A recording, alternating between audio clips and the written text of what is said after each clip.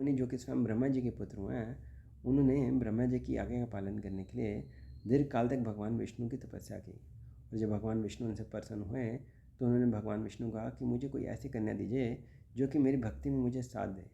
तो भगवान विष्णु ने कहा कि एक दिन बाद मनु महाराज अपनी पत्नी शत्रुपा एवं अपनी पुत्री देवहूति के साथ तुम्हारे पास आएंगे और तुम्हारे साथ उनकी पुत्री देवहूति का विवाह होगा।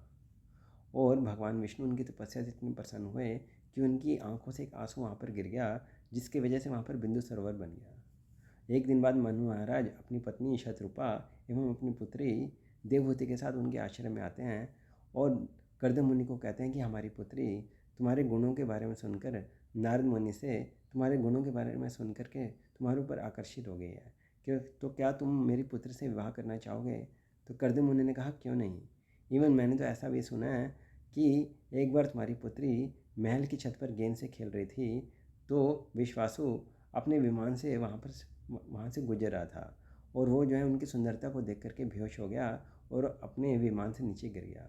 इवन तुम्हारी पुत्री इतनी सुंदर है कि उनके आभूषण जो हैं उनकी सुंदरता के आगे फीके पड़ रहे हैं।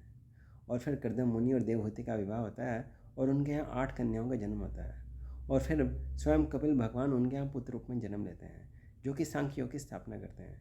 बोलिए कपिल देव भगवान की जय। श्रीला प्रभुपाद की जय।